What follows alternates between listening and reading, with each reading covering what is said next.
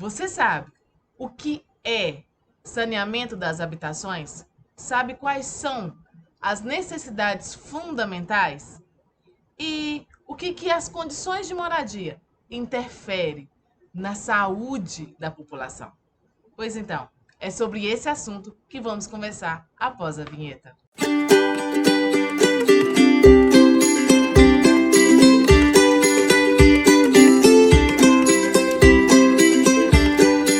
Então, nós vimos aí sobre o saneamento do meio, nós vimos aí, né, sobre o novo marco legal, que realmente isso aí tem mudado, o que essa lei realmente veio trazer, novidade pra gente? Não. É uma coisa, a única novidade foi um meio de estar podendo aí melhorar os financiamentos para acelerar, então, né, o saneamento básico. Mas novidade em relação à universalização, ao fim dos lixões, infelizmente não trouxe nenhuma novidade. E aí nós começamos, né? Nós percebemos, nós já conversamos então sobre esse assunto. E agora nós vamos começar a falar então sobre saneamento das habitações. O que isso vai interferir então em todo o território brasileiro? A política de saneamento básico é regulamentada pela Lei 11.445/2007, que nós vimos aí nas aulas passadas. A qual define, então, em seu artigo, no artigo 3, o saneamento como conjunto dos serviços e infraestrutura e instalações destrinchadas em 4 dimensões, de acordo com as normativas internacionais e orientações da Organização das Nações Unidas. Os estados, então, têm a obrigação de garantir, então, o acesso à água potável e saneamento básico a todos os cidadãos. Não necessariamente a prestação desses serviços devem ser feitas de forma gratuita, tá? Porém, o valor cobrado deve ser acessível, permitindo então a realização dos direitos humanos, podendo diferenciar conforme o poder aquisitivo do usuário. O que vocês acham? O que vocês pensam sobre isso? Qual a opinião de vocês sobre o saneamento das habitações? Sobre o saneamento das moradias? Para vocês, esse saneamento das casas interfere na saúde? E vai interferir no trabalho? Vai interferir no desenvolvimento do nosso país? O que vocês acham? E é sobre isso aí que nós vamos começar a estudar agora. A pandemia de Covid-19 agravou problemas estruturais nas regiões mais pobres do país. Sem saneamento básico e sem moradia digna, milhares de brasileiros não conseguem se proteger adequadamente do novo coronavírus. Especialistas acreditam que a mudança nessa realidade traria benefícios para toda a sociedade. As imagens de transporte público lotado, bairros com falta de saneamento básico e construções irregulares são comuns em qualquer cidade grande do Brasil. Mas com a pandemia e os desafios impostos pelo estado de emergência sanitária, uma pergunta é urgente: como viver em locais com tantas pessoas e problemas tão graves? Nós temos 5 milhões, mais de 5 milhões de habitações precárias.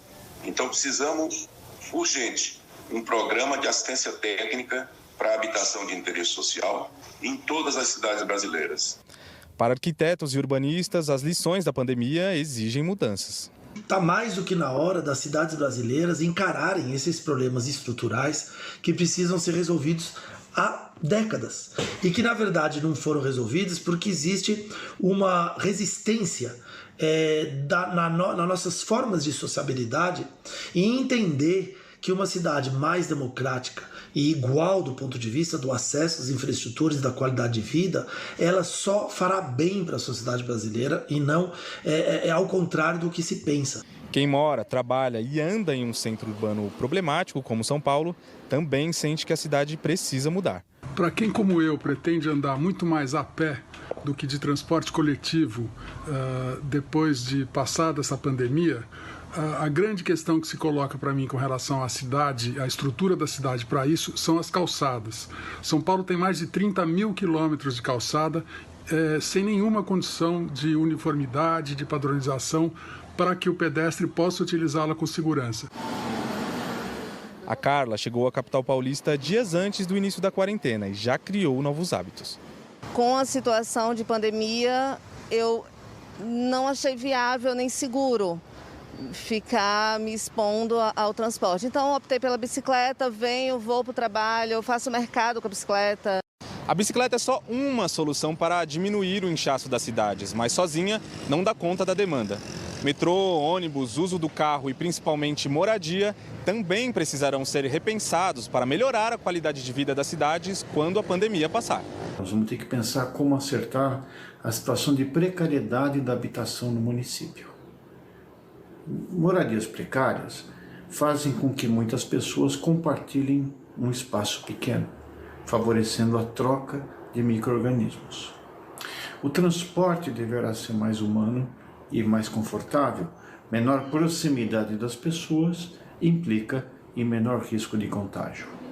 Mesmo assim, não adianta investir sem considerar as inúmeras diferenças entre centro e periferia das grandes cidades.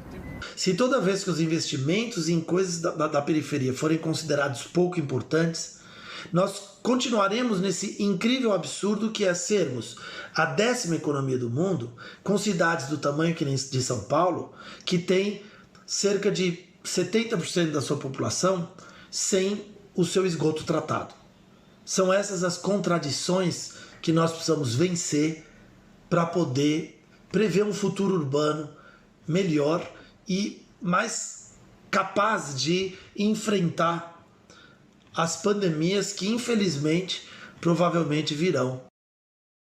Então vocês viram, né, que agora em relação ao saneamento das habitações vai muito mais além do que somente o saneamento dentro das casas, né? E aí a gente vê que, né, a inexistência ou a precariedade do espaço de habitação contribui para a destruição do núcleo familiar. Isso quer dizer que a carência, a falta, a deficiência de uma moradia, de uma residência, colabora para a perturbação e a desorganização de uma família. A inadequação das condições de moradia gera instabilidade familiar e se desdobra em conflitos. A diferença das condições de moradia gera incerteza, gera insegurança na família. E com isso, muitas vezes, desenvolve vários conflitos familiares, envolvendo principalmente as crianças. E quando as crianças, elas presenciam as brigas, as discussões, esses conflitos afetam as crianças de forma negativa, tá? Então, essa falta de saneamento das habitações pode provocar, pode fazer com que crianças cresçam e se tornem aí adultos problemáticos, tá? A preservação da moradia, além de garantir abrigo, também propicia proteção à força de trabalho, fonte de riqueza para o processo e desenvolvimento do país. A casa ou até mesmo um apartamento é o local de referência para os membros da família, que ali estão reunidos, para as refeições, para o descanso após um dia de trabalho. Então, aquela casa ali vai ser um ponto de referência. Se, quando a família está reunida para a refeição ou para o descanso, só tem briga, que referência essa pessoa vai ter?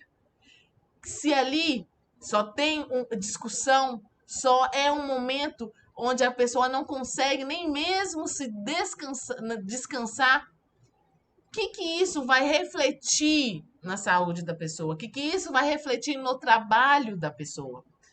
Então, a proliferação de favelas, cortiços e habitações subnormais, a falta aí, né, de espaço, a falta de saneamento básico e a total ausência de conforto contribui para o desenvolvimento de doenças físicas e mentais nos membros de uma comunidade.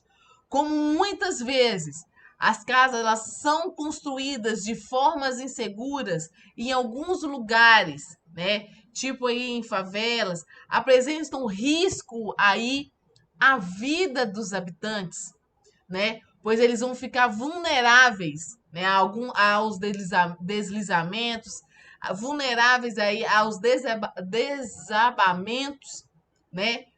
Isso aí vai trazer doenças físicas e doenças mentais, porque muitas vezes eles vão chegar em casa preocupados, vão dormir, se estiver chovendo muito, pode acontecer, né, um deslizamento, e aí ele pode perder a casa, ele pode perder a vida, e pode perder os seus bens materiais, e aí acaba não se descansando.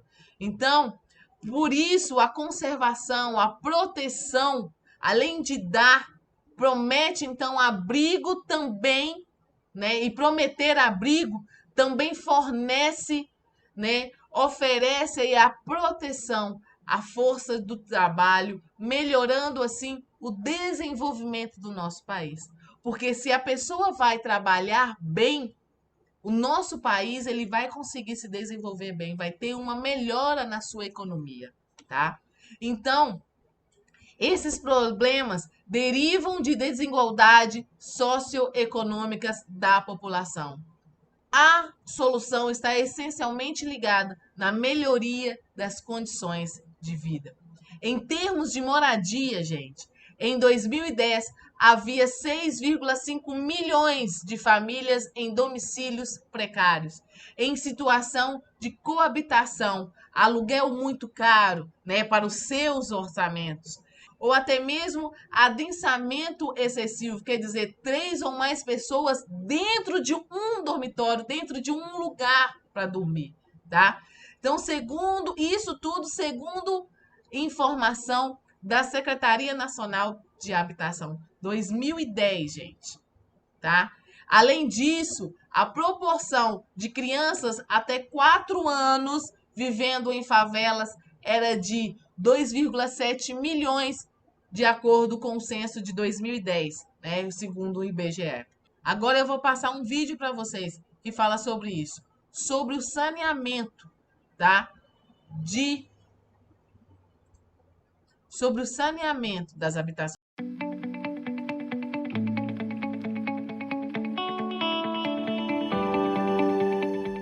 As pessoas adoecem por falta de saneamento. O contato com a água poluída, com os esgotos não coletados e não tratados, traz várias doenças. As diarreias, as verminoses, problemas de pele, as doenças do Aedes aegypti, dengue, febre chikungunya e zika vírus, mas também leptospirose, que é doença de rato, esquistossomose, doença de caramujo. São todas doenças ligadas à falta de saneamento básico. Me lembro no Amazonas, quando eu estava passando de barco no rio, e eu vi as crianças brincando na margem do rio, embaixo das palafitas, nas casas suspensas em cima das árvores, né? Brincando, mergulhando e tudo mais. Me aproximei um pouco mais, daí eu vi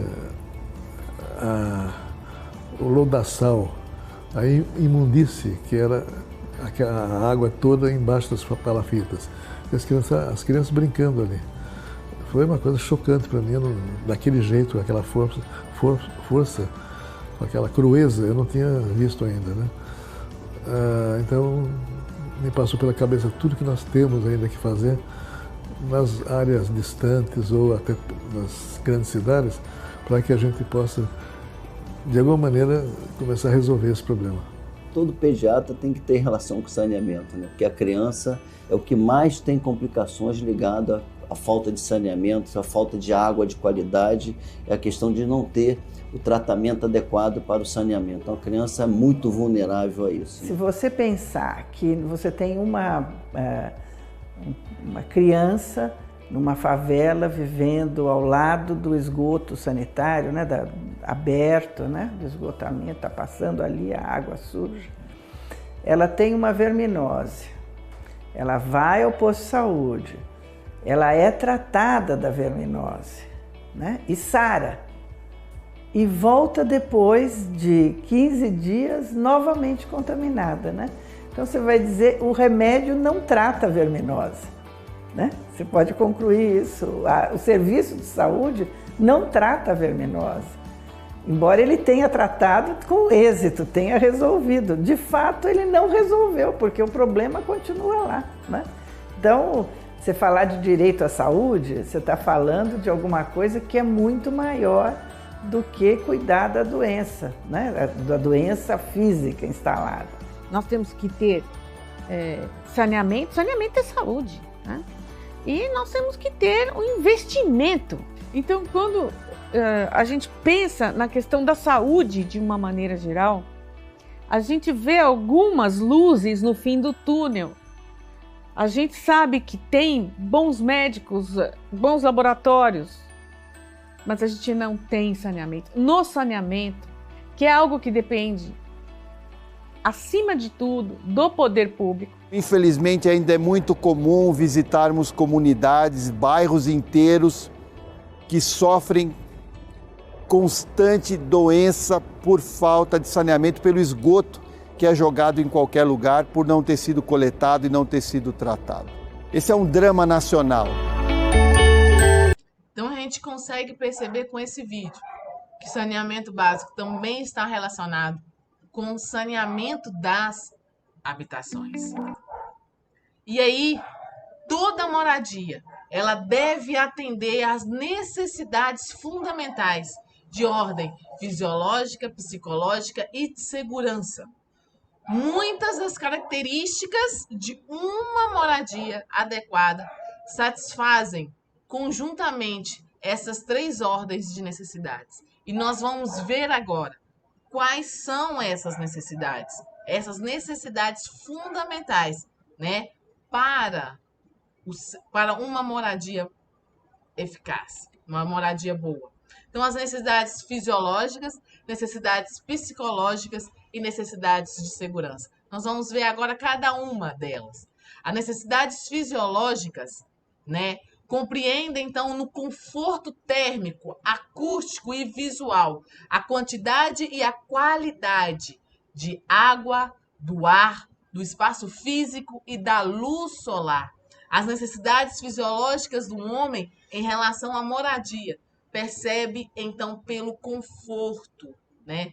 Como o nosso país tem uma área grande, né, uma área territorial imensa, né, conseguimos perceber uma variação bastante grande de temperaturas entre suas diversas regiões.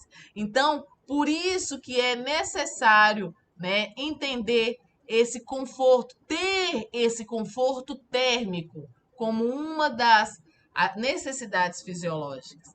Por isso, há uma diversificação nos materiais que são usados nas construções das moradias e nos tipos de casas, né, que nós temos. Nós temos aí uma diferença grande, uma diferença abundante, uma diferença abrangente, né, mostrando assim a particularidade de cada região do nosso país, né, mostrando a diferença de cada estado e até mesmo de cada bairro, tá? No entanto, não importa qual material é feito ou o tipo de casa que seja, o necessário e o ideal é dar segurança, proteção e abrigo aos moradores. Então, qualquer que seja o material ou tipo de habitação, este deve fornecer proteção contra variações térmicas, tanto ao calor como frio excessivo, para garantir, então, conforto dos moradores. Sendo assim, pessoal, o mais recomendável, o mais aconselhável é o uso da alvenaria e terreno seco, evitando-se então essas áreas úmidas e escorregadias, cortadas por valas ou tomadas por lixos. Na opinião de vocês, já ouvindo o que eu falei, qual vocês acham, qual dessas duas moradias estão corretas? Qual dessas duas moradias realmente é aconselhado? Com certeza, essa moradia, né? Só que hoje nós temos muita realidade dessa moradia aqui. Quando eu morei no Pará, tinha vários bairros que tinham essa condição de moradia. E aí, ó, a localização da construção no terreno e a distribuição de portas e janelas devem levar em conta o movimento do sol ao longo do dia e a direção habitual dos ventos para garantir, então, a necessária insolação ou ventilação dos ambientes. É necessário, então, que as janelas tenham tamanho proporcional ao cômodo, facilitando a entrada da luz e da ventilação. Né? Tendo, então, uma luz aí, a casa deve ter, então, uma iluminação natural, né? Que é o ideal, para poder estar eliminando aí, expulsando, terminando, né? Acabando aí com os micro-organismos que estão presentes no nosso ambiente. Então, é essencial que as casas tenham a janela. Só que a gente sabe que muitas casas do nosso país não tem isso, não acontece isso, não, né, essa parte da necessidade fisiológica não é uma realidade para eles. Muitas vezes não tem, né, uma janela proporcional ao cômodo e muitas vezes não tem um cômodo com janela, tá? E aí, o piso deve ser feito em material adequado, a temperatura da região e ao uso e função de cada ambiente.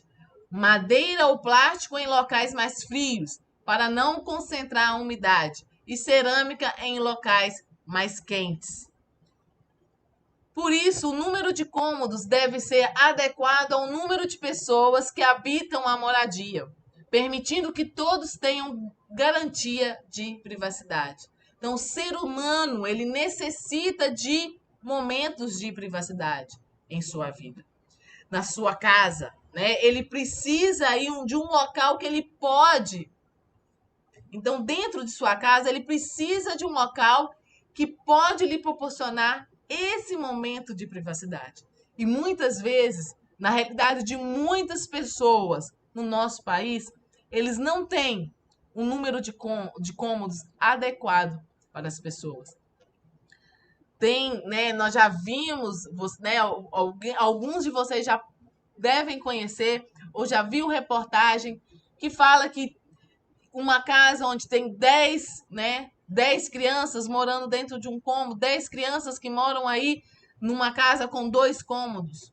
Então, assim, isso daí entra na parte do saneamento das habitações. Será que realmente está tendo esse saneamento? Nós já vimos em relação ao saneamento básico, agora em relação ao saneamento das habitações. Vocês estão percebendo que o saneamento é muito mais do que a gente imaginava? Que até mesmo dentro das nossas casas tem que, né, isso daí, a parte do saneamento é muito maior. Um outro aspecto que nós temos aí, uma outra necessidade, é a necessidade psicológica. Então, a necessidade psicológica é a localização da casa em local de fácil acesso ao trabalho, à escola, aos serviços de saúde e ao lazer. Então, um outro aspecto, uma outra percepção, né, de satisfação psicológica é a localização da casa do indivíduo, né? O posicionamento da moradia em relação ao trabalho, em relação à escola, em relação aos hospitais e aos clubes que essa pessoa vai ter. Às vezes o que acontece, a pessoa mora numa casa, e aí vai trabalhar em uma outra cidade. Então, o trajeto é muito grande e isso daí é estressante. Isso aí acaba, né, comprometendo a satisfação psicológica dela, tá? Então, que disponha, então, uma da outra necessidade psicológica é que se disponha de uma rede de transportes eficientes, facilitando, então, os deslocamentos de seus moradores no dia a dia. Então, se a pessoa morar um pouco longe, né, um pouco distante, ela precisa ter acesso fácil, né? Ela precisa de ter um transporte eficiente, tá? Tem aí uma preparação nessa rede de transporte eficaz e competente para esse deslocamento. E muitas vezes nós não vemos isso na realidade. O que acontece? Muitas vezes na hora de pico, os ônibus estão lotados. Mesmo em época de pandemia, a gente vê que muitos ônibus estão lotados. Isso faz com que a pessoa fique sobrecarregada. Isso faz com que a pessoa fique psicologicamente sobrecarregada. E aí começam algumas doenças mentais, algumas doenças psicológicas por causa dessa falta de saneamento, por causa dessa falta, né, dessa estrutura aí relacionada. E então, dispor de mobiliário adequado e ao gosto dos moradores é fator que contribui para o desenvolvimento das atividades domésticas e também para o conforto e bem-estar da família. Lembrando que essas necessidades psicológicas, né, em relação ao saneamento da habitação, está relacionada aí ao conforto e bem-estar da família. Quanto mais confortável, quanto mais satisfeito, quanto mais contente a família estiver, melhor será a sua saúde, melhor será o seu rendimento no trabalho.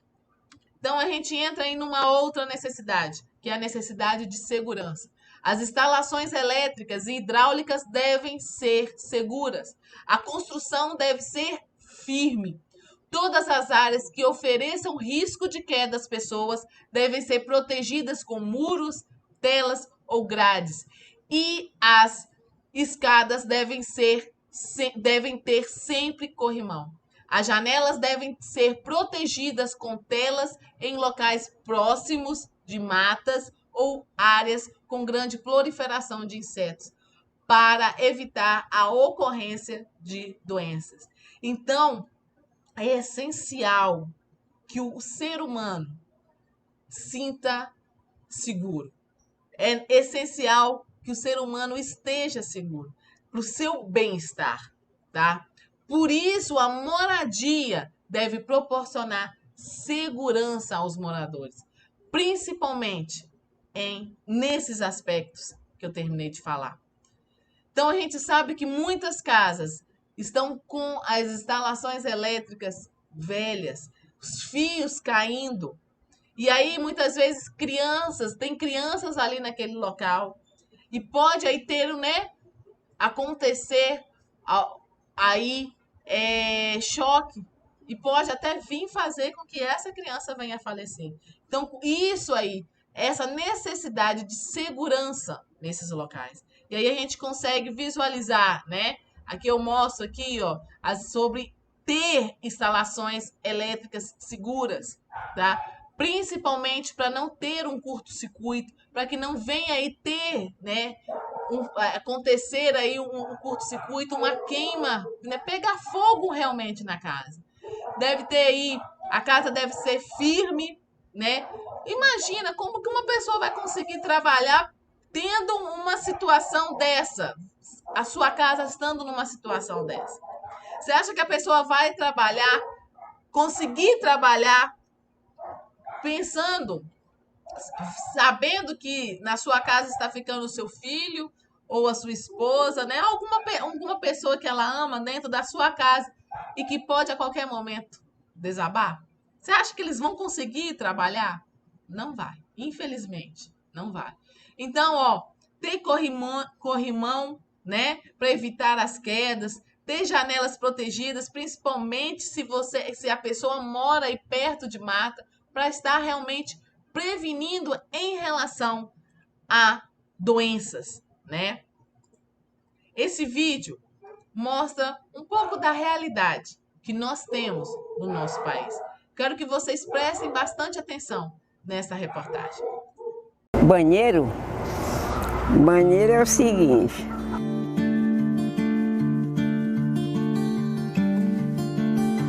Quem quiser fazer uma casinha para ficar lá dentro, faz. Quem não quiser, corre no campo, vai por os matos.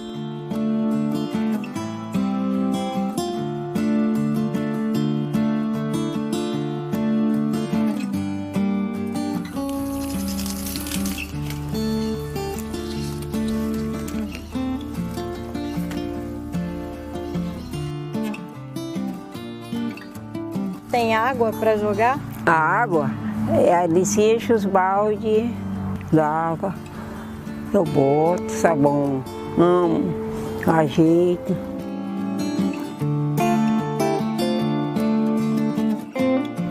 Eu tenho 88,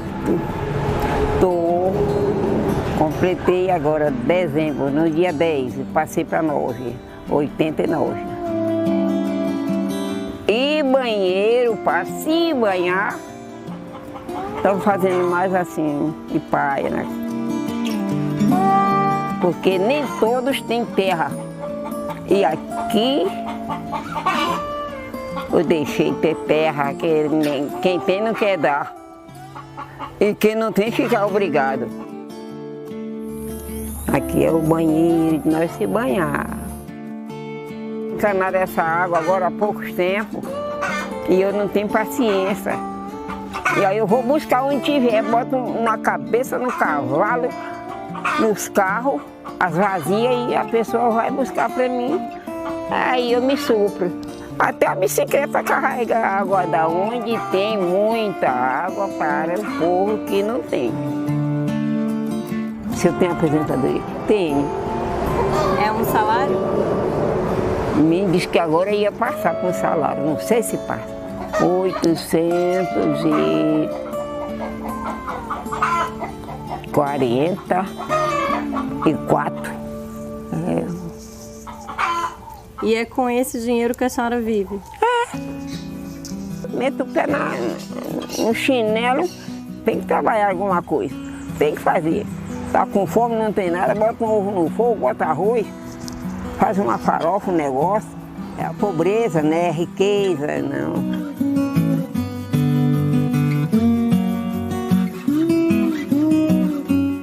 Vocês viram então nesse vídeo a realidade muitas vezes do que acontece realmente no nosso país. Nós temos aí esse saneamento das habitações que entra aí, tá? Na lei 11.445. Então, desde quando a gente começou a falar sobre saneamento, eu falei sobre a lei 11.045. E aí, um pouco dessa lei fala sobre isso daí. Não fala sobre a universalização. E aí nós temos um novo marco, né? Que foi feito ano passado. Que fala sobre o saneamento, sobre a universalização.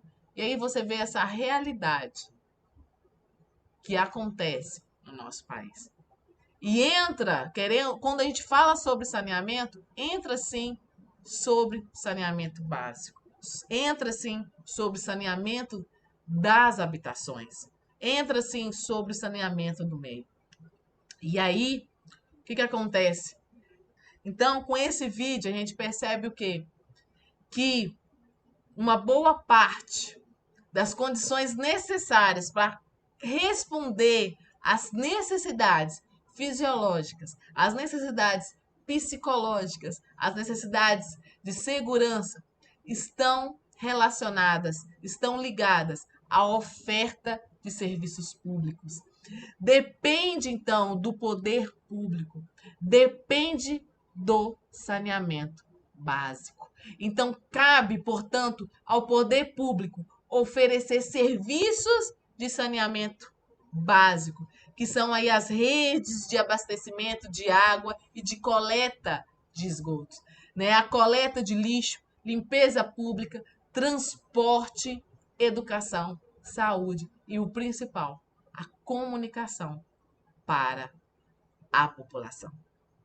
Então, no mais, é isso, tá? Espero aí que vocês tenham entendido um pouco mais, tenham aprendido um pouco mais em relação ao saneamento, tá bom? E aí eu vou estar disponibilizando hoje para vocês, na nossa aula, também a revisão para a nossa prova.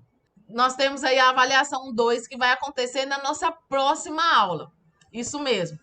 Então, aí a matéria para avaliação 2 é saneamento, né? Saneamento básico, saneamento do meio e saneamento das habitações. Então, são esses quatro assuntos, beleza?